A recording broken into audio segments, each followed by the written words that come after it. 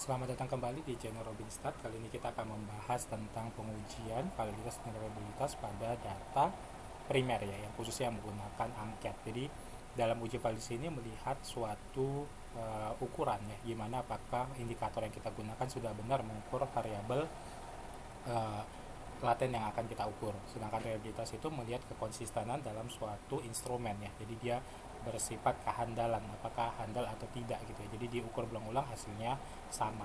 Nah, untuk uji validitas reliabilitas ini ada berbagai cara yang dilakukan. Yang pertama adalah uji validitas, orang mengukur dengan cara menguji antara korelasi dari item pertanyaan dengan total dari item pertanyaan dalam variabel yang sama ya.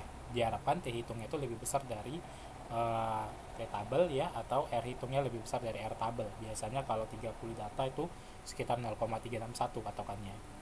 Atau korelasinya signifikan atau tidak. Kalau signifikan dianggap valid.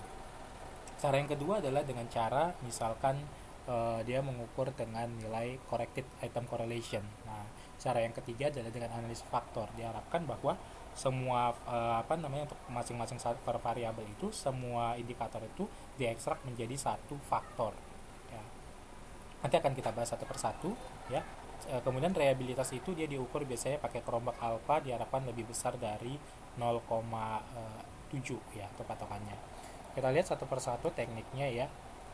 Kita masukkan datanya dulu untuk uji validitas dan reliabilitas ya. Oke, datanya ada di dalam Minitab ya, uji validitas dan uji reliabilitas. Nah, seperti ini. Nah, ini misalkan kita punya variabel misalkan sumber daya manusia. Ini ada pertanyaannya, kualitas sumber daya manusia, ini totalnya ya.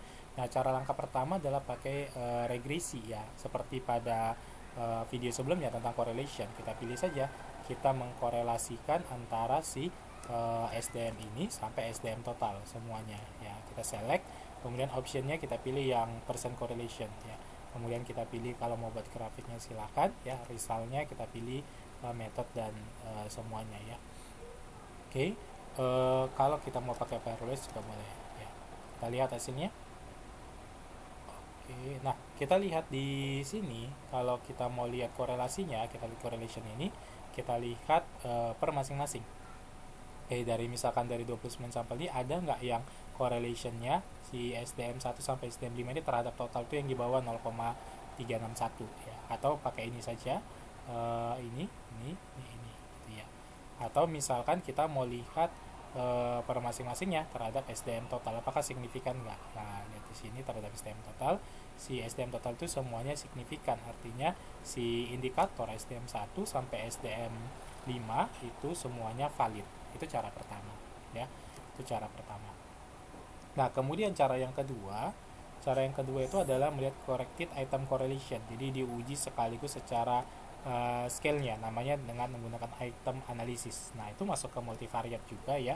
Jadi statistik, kita masuk ke multivariate, kemudian pilih yang item analysis. Nah, ini yang kita masukkan, cuman di sini tidak perlu totalnya. Jadi kalau kita misalkan ada 10 variabel, nggak perlu masing-masing indikator itu di total, karena dia sudah otomatis menotalkan sendiri. Nah, tinggal select ya. Kemudian ini kalau mau buat grafiknya, kemudian resultnya apa saja ya. Nah, di sini kelebihannya lagi kita bisa melihat langsung uji reliabilitasnya, kerombak alfanya ya. Nah, kita lihat oke kan. Nah, kalau kita lihat di sini sebenarnya hasil yang tadi itu sudah ada di sini correlationnya. Nah, secara otomatis ada ya. Kemudian kerombak alfanya, nah dia di atas 0,7. Jadi si variabel ini sudah dinyatakan reliable. Nah, validitasnya dilihat dari sini, item adjusted total correlation. Nah, di sini nilainya lebih kecil dari correlation yang atas ini tadi, tapi patokannya dia 0,361 kalau di 30 sampel. Kalau 50 biasanya 0,267 ya. Kalau dia udah 60 sampel itu biasanya 0,25 cukup patokannya. Nah, ini dia sudah valid dan reliable ya. Valid dan reliable seperti itu.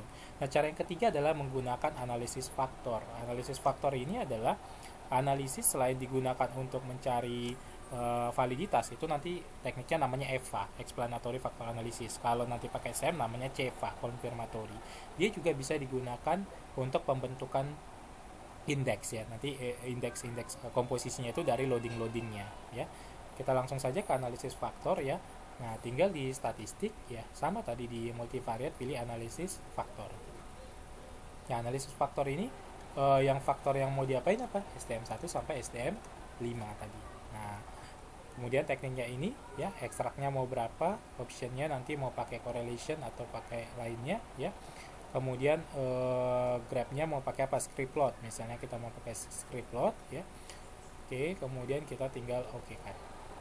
Nah, kalau kita lihat di sini faktor-faktor yang terbentuk ya, faktor yang terbentuk di sini dia total variance ya, kalau kita mengekstrak satu faktor ya, misalnya ada satu faktor sampai faktor 5 ya. Nah, satu faktor saja sudah 69% atau 7 hampir 70%. Jadi patokannya itu biasanya di atas 50%. Kemudian dilihat dari loading apa namanya, dilihat dari agent value yang di atas satu itu cuman di faktor 1. Jadi cukup satu faktor ya. Kemudian bagaimana faktor skornya? Nah, faktor skornya itu nanti kita bisa juga pakai script plot ya. Jadi kalau di sini dari 1 ke 2 langsung jatuh, berarti kita bisa hanya cukup memerlukan satu faktor saja gitu. Nah, kemudian untuk nilai-nilai loadingnya, nah kita pakai faktor 1, ini nilai-nilai loadingnya. Jadi hampir sama dengan nilai korelasi tadi gitu. Nah, ini biasanya kalau analisis faktor itu patokannya 0,6. Nah, inilah nanti yang akan kita gunakan untuk uji validitasnya. Reliabilitasnya tetap pakai Cronbach alpha ya, seperti itu. Nah, sekian untuk video kali ini, semoga bermanfaat. Sampai ketemu di video-video berikutnya. Terima kasih.